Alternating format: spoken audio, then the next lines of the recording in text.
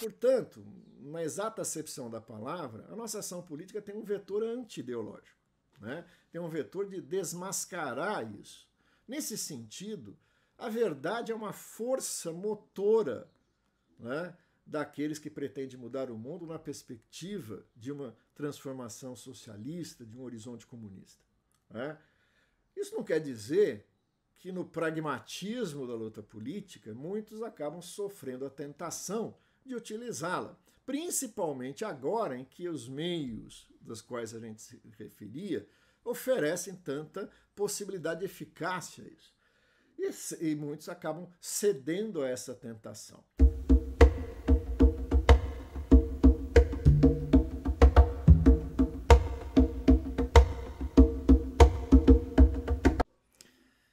Olá, vamos ao nosso café bolchevique.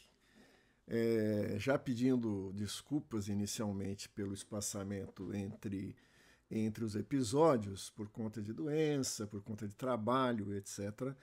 A gente vai espaçando um pouquinho, mas vai tentando manter na medida do possível, né?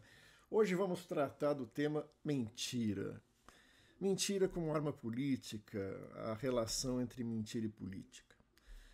A primeira observação que a gente pode fazer ao refletir sobre esse tema é que esse não é um tema novo, né? Nós acompanhamos vários momentos da história onde a mentira teve papel decisivo nas disputas políticas, não é?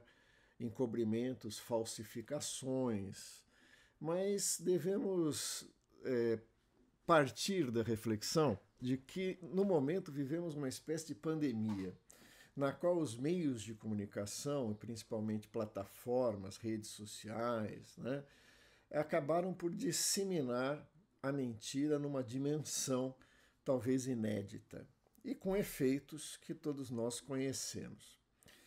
Quando a gente se vê diante disso, em casos como, por exemplo, da organização profissional dessa prática, como Steve Bannon realizou nas eleições de Trump nos Estados Unidos e assessorou diretamente a eleição do Bolsonaro aqui no Brasil em 2018, nós percebemos que tem algumas características particulares nesse momento específico em que falamos, né? Em que não se pode mais apenas tratar esse tema pela mera questão da manipulação de fatos que depois venham a ser descobertos como mentiras, né? Bom, como é que a gente pode entender essa particularidade da epidemia de mentiras que nos assolam? E principalmente como é que isso chega até nós, né? Como é que, como seres do nosso tempo, somos todos também envolvidos e tentados por essa prática que parece anunciar resultados muito eficazes. Recentemente, motivado por um documentário, O Dilema das Redes, né, eu escrevi uma coluna no blog da Boitempo em que chamava a atenção que muitas vezes, né, os analistas, diante do impacto dessa forma de incidir sobre o processo político, extremamente manipulatória, né, perversa, com resultados extremamente nocivos, acabavam por culpabilizar um instrumento, né? Quer dizer, um desvio ético de não falar a verdade está presente em disputas políticas, mas que as redes teriam potencializado isso na forma de um mal-estar muito mais problemático, sério, não é? Nós, naquela reflexão que fizemos, né, chamávamos a atenção que, a rigor, as plataformas, né, as redes sociais, os aplicativos, nada mais são do que um velho princípio da ordem capitalista, que é o da propaganda, né? São plataformas de marketing que se utilizam da captura de nossa atenção e de algoritmos sofisticados para dirigir com certo grau de certeza espantoso o anúncio de certas mercadorias com maior chance de efetivação. Problema esse que está ligado à circulação do capital, que está ligado aos círculos e o tempo, né, de rotação do capital, que passa a ser vital na forma monopolista altamente avançada do capital. Daí, então, a transferência de recursos num volume realmente significativo, que faz com que esses grandes monopólios das redes sociais e dos aplicativos possam auferir lucros assombrosos, né? Mas dizíamos lá que, do ponto de vista da economia política, isso é um deslocamento do valor criado pelo trabalho nos grandes monopólios industriais, serviços, etc. e tal, partilhado com esse equipamento que vai cumprir função essencial na realização do valor. O que parece preocupar algumas pessoas é que os algoritmos e a maneira pela qual induzem a compra podem também induzir a manipulação política. Bom, a nossa opção de reflexão aqui parte por a gente pensar um pouco o receptor dessa mensagem, né? A eficiência dela é evidente do ponto de vista de mercado e do ponto de vista da forma como atuam os algoritmos para dirigir e induzir comportamentos. Mas o que parece preocupar as pessoas é que isso pode e tem sido usado de forma sistemática na luta política, né, induzindo comportamentos. Que aqui entre nós, né, o documentário resolve poupar o espectro político da crítica de quem tem usado isso na dimensão profunda que nos aflige. E é a extrema-direita, né? Quer dizer, o crescimento da extrema-direita está associado ao uso efetivo dessa ferramenta, como a gente viu nos Estados Unidos, no Brasil e em outras partes, agora mais recentemente na Argentina. Bom, vamos lá. Vamos deslocar isso um pouco para o receptor. A eficiência da mensagem precisa ser entendida também de como é que ela é recebida por ouvidos atentos para acreditar nas mentiras. E aí aparece algo que o nosso vício racional, né, a maneira pela qual a gente se localiza no programa da modernidade, na razão, chega a ser estranho. Como é que uma pessoa minimamente sensata vai acreditar em afirmações como, por exemplo, que o bico da mamadeira com formato de pênis é um plano para induzir o homossexualismo, né? Ou como Trump diz, né, que o seu discurso de derrota tinha mais gente assistindo do que o discurso de posse do Biden, ou que, né, as vacinas fazem mal, né, que introduzidas no seu organismo podem induzir a comportamentos, lavagem cerebral, condução por alguma coisa, etc. e tal. Então, não é o conteúdo manifesto da própria mentira que convence as pessoas, né? Até porque muitas vezes elas são efetivamente muito frágeis do ponto de vista da argumentação racional, da sua comprovação ou da sua evidente falsidade, né? Como no caso da mamadeira de piroca, né? Como no caso mais sofisticado ou menos sofisticado, né, da grande campanha contra a vacina diante da enormidade de evidências científicas da sua necessidade. Então não é o conteúdo propriamente da mentira que nós temos que entender, mas é com que ela dialoga na subjetividade das pessoas que recebem essa mentira. Então, por exemplo, a questão da mamadeira, né, de piroca, está diretamente dialogando com aquela sexualidade mal resolvida, né, que é uma ameaça para aquele sujeito e sua subjetividade. Assim como o chip inserido na vacina, né, que vai transformar todos os cidadãos de bens em comunistas perversos, dialoga com um medo abstrato de que nós estamos sendo controlados. Aliás, as duas mentiras dialogam, na minha percepção, com esse medo primário de que nós estamos sendo controlados por uma força maior que nos leva a fazer aquilo que não queremos. A gente pode ver esse medo expresso, né, na literatura, no cinema, nas obras de arte, uma série de manifestações da consciência social da nossa época, desse certo receio de que uma força maior, conspirativa, né, nos induz e controla os indivíduos na sua vontade. O Grande Irmão, né, do romance do Orwell, ou qualquer outra expressão disso nas mais diferentes manifestações daquilo que se convencionou chamar de teoria da conspiração. Né? Algo nos controla e nós não sabemos o que é. Veja bem, é verdade, algo nos controla e não sabemos o que é. A sociabilidade humana alienou-se, estranhou-se num produto fora dela, que volta com uma força estranha que nos controla. Mas isso tem nome, sobrenome, endereço. Isto é a ordem da mercadoria.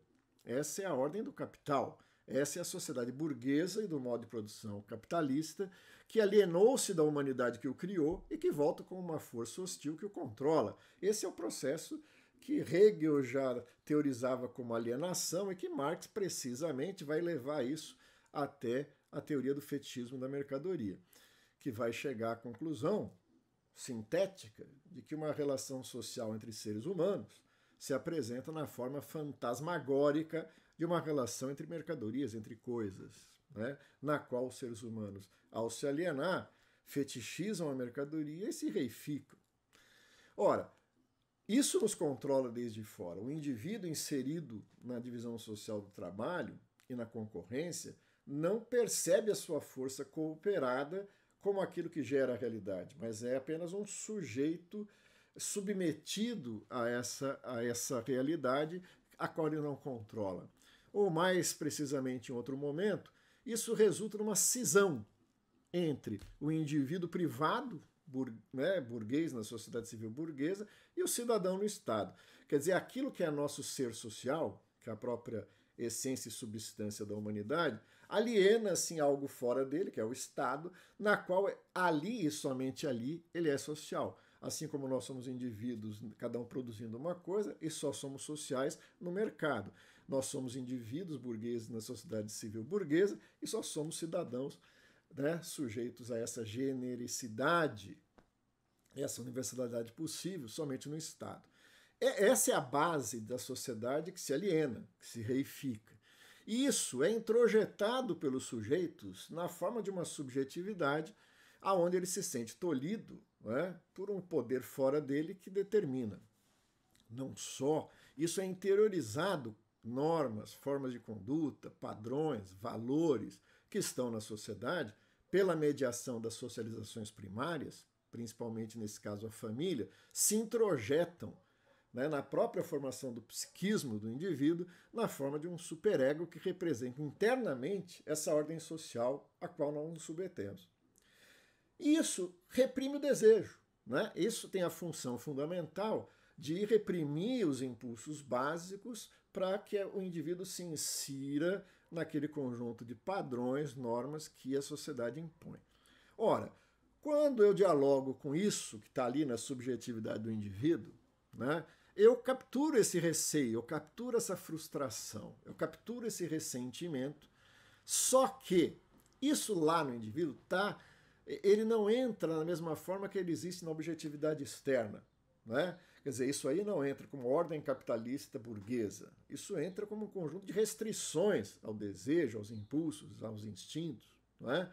Que são interiorizados, na forma de uma abstração. Isso perde a forma concreta em que existe fora e assume internamente a forma de valores. Ou, em dado grau de repressão aos impulsos, se apresenta como sintoma. Então, quando, né, a mentira chega até esse sujeito, ela encontra esse terreno para que ela possa fazer sentido. Né? Nos termos de Althusser, isso só pode interpelar o indivíduo e o assujeitar a isso porque produz aí um reconhecimento. Né? Então, veja, eu tenho um receio abstrato de que um sistema igualmente abstrato me domine e me imponha comportamentos que eu não quero. Aí vem um cara e fala, olha, é verdade, né? Os caras estão distribuindo madeiras para que você se torne um perigoso homossexual. E que possa copular de forma absolutamente bizarra fora dos laços sagrados do matrimônio. Do outro lado disso, você tem aí o comunismo. O comunismo vai tomar suas casas, vai tomar seus bens, né? Vai dividir seus pares de meia, vai colocar uma família de sem-tetos para morar na sua sala de estar, né? Vai dar o seu quintal para o MST. Quer dizer, tudo isso dialoga com o medo dessa força externa que nos controla e nos domina. Mas olha qual é a perversidade desse mecanismo. Né? ele coloca no lugar do sujeito real desse medo, né, aquele a qual a manipulação interessa demonizar. Não é? Então, o que é esse sistema que somos contra? O que é tudo isso que está aí, que nos oprime?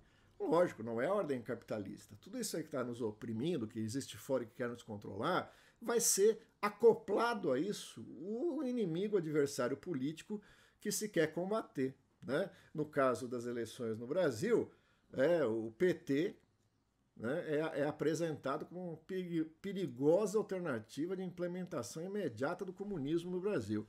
E tudo que os analistas acompanham, e o próprio PT se afirma, não é isso. Né? É de um rompimento com a tradição comunista e revolucionária pela escolha efetiva de um caminho de conciliação de classes, que está muito longe de qualquer perspectiva de ruptura e de ataque direto à propriedade, alterando essencialmente as relações sociais na qual a sociedade atual se funda. Né?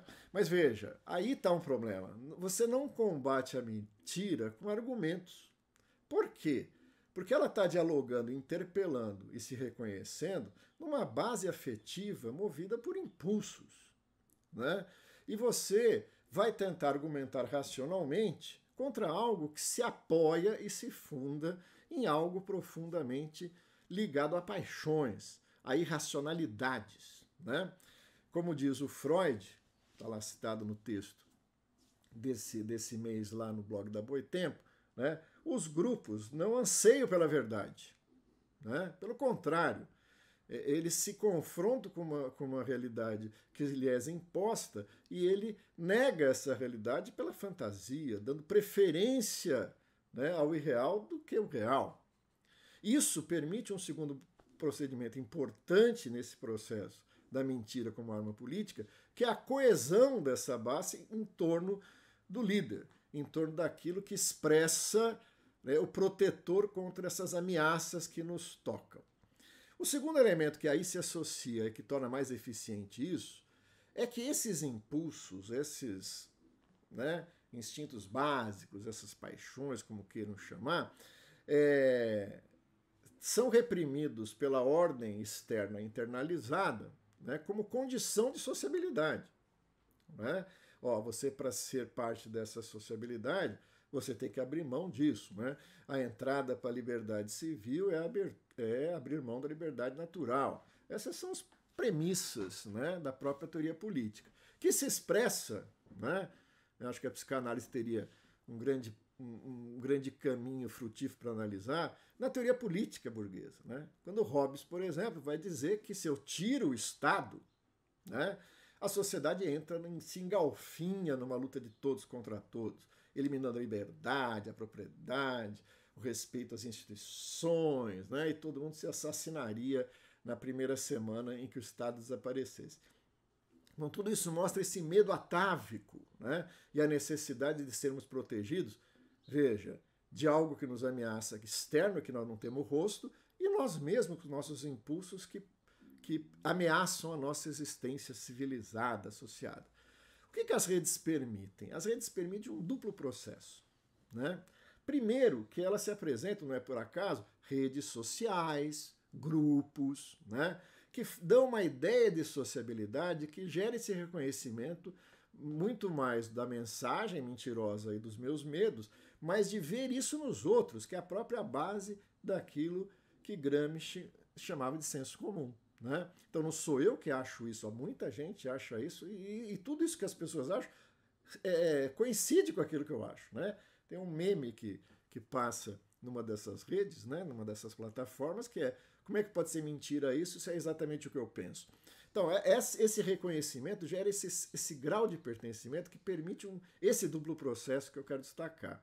Ao mesmo tempo, eu me liberto, porque eu tenho essa sensação, esse insight, que eu sei dessa conspiração que atinge a todo mundo e os desavisados não sabem, né? Então eu consigo me libertar dessa cegueira, ao mesmo tempo em que eu convoco todas as forças que reprimem aqueles desejos que me impedem de participar da civilização. Né? Não por acaso, como já teorizou o Freud e mais precisamente o Reich, essas manipulações políticas vêm com uma enorme carga afetiva que dialoga com essa repressão dos impulsos. Né? Então não é por acaso que o discurso conservador se revista de uma defesa da família, né, da masculinidade ameaçada, né, pelo feminismo radical, pela homossexualidade, né, que isso venha com sentimento de pátria, que isso venha com sentimentos, né, que mobilizam essa energia de defesa de algo que os impulsos ameaçam de dissolução. Então veja que não é simplesmente a questão do conteúdo mentiroso da mensagem política. É como que ele opera nesse nível e ganha aí a sua eficácia. Né? O Reich estudou isso, por exemplo, no fascismo, né, no nazismo, e é incontornável a conexão entre a efetividade dessa manipulação, né, dessa ação ideológica, com a base afetiva e resultante da profunda repressão da sexualidade em nossa sociedade. Mas eu queria agregar aí uma outra dimensão, né, nesse nosso bate-papo. Isso se torna uma epidemia, né, ganha a dimensão de massificação e profundidade e enraizamento através de meios tecnológicos extremamente sofisticados. É verdade, mas é também verdade que isso reflete um momento histórico da nossa sociedade. Né? Um momento histórico onde uma classe dominante, que lá pela passagem do século XVII, XVIII, alcança a maturidade e consegue, né, um ciclo de revoluções políticas que a leva ao poder e que consolida o modo de produção capitalista. E naquele momento, né, Marx e Engels, lá na ideologia alemã, vão dizer o seguinte: o que nós vemos hoje é que essa sociedade, ao se desenvolver, produz um efeito ali na expressão ideal, ou, como diríamos, na consciência social da época. E o que é esse efeito? Quanto mais, diz Marx e Engels na ideologia alemã, acirra-se a crise da sociedade, mais se acusa a contradição entre as forças produtivas avançadas e as relações sociais de produção estabelecidas, mais natural se apresenta o fato de que as ideias que correspondiam a essa ordem de relações de propriedade, nesse movimento, apresente uma perda de correspondência. Né? A materialidade se desenvolve, as ideias ficam ainda paradas ali, centradas em valores, em representações que constituem sua visão de mundo, perdendo a conexão com o real. Mas o que nos interessa aqui é que os dois afirmam o seguinte movimento: quanto mais elas perdem o contato com o real, quanto mais elas não correspondem à vida real, mais elas são afirmadas e defendidas de maneira sagrada, como uma ilusão consciente, como uma hipocrisia deliberada. Eu tenho trabalhado muito a partir dessa pista nos estudos sobre ideologia, sobre senso comum e sobre a forma como se expressa a consciência social na nossa época. E eu estou convencido que essa é, o Zizek já chamava atenção disso várias vezes, a forma como se expressa a consciência social dessa sociabilidade em agonia. E ela se expressa na forma de uma hipocrisia deliberada. Ora, não seria estranho que esse momento da agonia da crise do capitalismo produzisse uma reversão já indicada por Marx, que ele chamou de decadência ideológica. Né? Por quê? Porque a burguesia não tem mais a universalidade que historicamente teve, na qual a universalidade da humanidade se funde na particularidade burguesa na luta contra a ordem feudal. Uma vez que ela se consolida como modo de produção dominante e que representa hoje a classe social que se beneficia da ordem capitalista em agonia, né, a sua universalidade possível no momento revolucionário da burguesia se reverte novamente num particularismo antagônico à humanidade. Não é só que a humanidade não se representa mais na universalidade burguesa, é que a particularidade burguesa se choca com a humanidade e a ameaça. Não é? Nesse sentido, a reversão no campo ideal se apresenta como uma reversão da razão para o irracionalismo, da busca da verdade para a utilização descarada da mentira, né? Do projeto de emancipação para um pragmatismo de se render ao real, né? Como isso que está aí.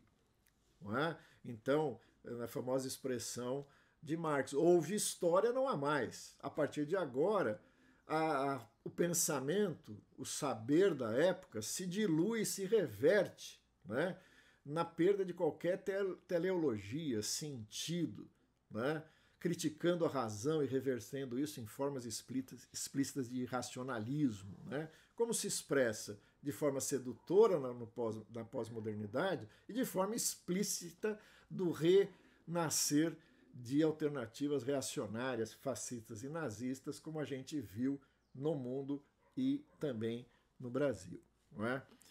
A questão final que fica para a nossa reflexão, que tenho certeza que algumas pessoas estão ansiosas que eu entre no debate, mas eu respeito muito não só as minhas instâncias, como também o espaço aqui da TV Boitempo, é se a gente deve refletir também o quanto esse método é utilizado nas próprias disputas políticas no campo da esquerda, nas famosas questões internas. Né?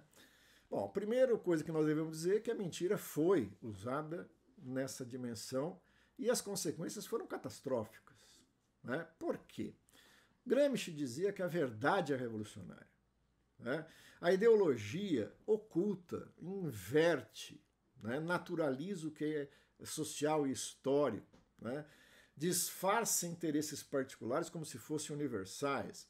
A nossa ação política, teórica, né? É inversa desse caminho que a ideologia impõe e que Marx tanto criticou. Né? Ela tem um vetor que é o de desvendar as determinações e não ocultá-las. Ela tem o vetor de mostrar onde se produz naturalização de processos que são eminentemente históricos, sociais, políticos. Demonstrar a particularidade de interesses escondidos através de supostas universalidades. Portanto, na exata acepção da palavra, a nossa ação política tem um vetor anti-ideológico. Né? Tem um vetor de desmascarar isso. Nesse sentido, a verdade é uma força motora, né, daqueles que pretendem mudar o mundo na perspectiva de uma transformação socialista, de um horizonte comunista. Né? Isso não quer dizer que no pragmatismo da luta política muitos acabam sofrendo a tentação de utilizá-la, principalmente agora em que os meios dos quais a gente se referia oferecem tanta possibilidade de eficácia a isso. E muitos acabam cedendo a essa tentação. Qual o problema disso? De duas ordens, que a gente pode depois refletir em outros momentos, tanto na coluna quanto aqui no espaço do nosso saboroso café. O problema disso é que, tanto na utilização disso da extrema-direita, como classicamente nos instrumentos que se apresentam historicamente na concepção daquilo que chamamos de fascismo, né? Isso pressupõe que essa adesão, né, nesse diálogo direto com essa base de valores introjetada, né, gera uma forte adesão, exatamente pelo seu caráter passional, seu caráter de se apoiar em instintos básicos, né? Mas essa é uma adesão perversa, é uma adesão que não deve ser aquela que buscamos, porque ela reforça a alienação. Né? Ela reforça a ideia de que aquilo que pode ser a força transformadora não está em aquele que sofre e adere, né, a essa manipulação, mas aquele que se coloca como papel de líder, né, que nesse momento assume o aspecto de uma liderança extremamente nefasta. A liderança não é em si mesmo um processo negativo, né? A identidade vertical que produz uma identidade horizontal. Mas é essencial ao líder que se pretende revolucionário entender que essa força não é dele, né? Mas é a expressão de uma força coletiva que nele se expressa. Aqueles que souberem entender isso tiveram papéis importantes na história da luta de classe e na expectativa revolucionária. Aqueles que não entenderam isso produziram desvios no nosso processo e desvios muito ruins que nós temos a responsabilidade de identificar e criticar, como o culto da personalidade, como a falsificação da história para garantir seus objetivos imediatos numa luta política, que são coisas conhecidas e que a gente combate. Não é? O segundo motivo é que isso, do ponto de vista de energia histórica que mobiliza, ela tem uma efetividade grande e rápida, mas ela no processo se destrói, não é? Como eu digo no final do texto lá, a mentira anda rápido, mas a verdade não se cansa, né? Uma hora aquilo que se construiu com essas bases em cima de mentiras se dissolve e se revela aquilo que ela tentava esconder, né? Nesse sentido, você tem processos políticos que poderiam levar a transformações que são travados, né? Que se revertem, e que aquela energia coletiva, né, que podia, uma vez associado a processo de organização que leve não à manipulação, mas à consciência, poderiam caminhar no sentido da efetiva emancipação. Eu termino o texto da Boitempo, ali na coluna, com um exemplo pessoal que eu peço permissão para dizer aqui, porque revela um pouco essa dinâmica e os seus limites. Logo após as eleições de 2014, na qual eu fui candidato à presidência pelo PCB, eu fui atacado violentamente por uma campanha, né, nas redes sociais que, se aproveitando, né, de uma fala, de uma análise de conjuntura num encontro sindical, tirada do contexto, um poema do Brecht, todo mundo aqui conhece o fato, né, me transformaram num defensor do fuzilamento em massa de crentes, conservadores e todos aqueles com quem eu discordaria. Veja, é uma mentira, mas tudo bem, vamos lá. Isso aí está dialogando com o quê? Com aquele atávico medo que nós nos referíamos, só que agora colocando no lugar do sujeito desse medo o comunismo, né? O comunismo vai tirar minha casa, o comunismo vai me levar para um muro e vai me fuzilar, né? O comunismo vai entrar na minha casa e vai dizer o que eu devo pensar, o que eu devo comer, o que eu devo vestir. Esse medo caricatural, né? Isso não impediu que centenas, milhares de pessoas, né, difundissem, né, essa manipulação, esse recorte da fala, me convertendo num sanguinário que queria destruir e fuzilar todas as pessoas. Isso implicou em ataques pessoais, ataques familiares, ameaças, né, problemas no campo do trabalho, né? Até hoje você vai consultar meu nome, vai aparecer essa questão. Então, a velocidade com que isso se deu é impressionante. Mais do que isso, isso produz um efeito de coesão entre aqueles, né, que têm medo desse comunismo e que, o meu caso é um caso pequeno e assim, menor, né? Mas isso aconteceu com várias vezes, várias pessoas, e foi transformado num instrumento corriqueiro da luta política, né? Destruindo pessoas, em alguns casos mais graves, levando a situações dramáticas do ponto de vista pessoal, né? E não é meu único, a Sofia Manzano, foi candidata do partido recentemente, sofreu agora recentemente o mesmo tipo de ataque, de incidência. Ora, vamos lá. Deixa a história andar um pouquinho, né? Vamos deixar a história andar um pouquinho. Essa coesão em torno das propostas de extrema-direita que manipulam o medo do comunismo levaram à eleição do inominável em 2018. Um governo genocida, um governo que praticamente destruiu o país em poucos anos, né? E que levou, entre outras coisas, a quase 700 mil mortes na pandemia, matou milhares de pessoas pela violência policial, 84% delas, e 84% a 90% delas negras, né, pobres da periferia. Várias pessoas foram assassinadas pelo bolsonarismo. São vários os casos, Mestre Moa é um exemplo disso, tem outros, né? A violência no campo exacerbou-se, e durante todo esse tempo, né, que essa violência explícita se abateu sobre a sociedade brasileira, aquele pobre coitado que foi atingido por essa mentira, até agora, pelo menos, não fuzilei ninguém, não é? Vamos ver como é que essa recente utilização de mentiras também vai passar. E nós temos que, no máximo que nos cabe, tentar aprender com elas. Até o nosso próximo Café Bolchevique. Olá, eu sou Mauro Iazzi e esse é o nosso Café Bolchevique, da TV Boitempo. Todos os meses nós vamos pegar certos conceitos, categorias-chave da teoria marxista e pensar sobre eles à luz dos acontecimentos do Brasil, do mundo, na nossa conjuntura atual. Se inscreva no canal e venha tomar esse café com a gente. É um café encorpado, forte. Quem sabe você acorda. A gente se vê por aí.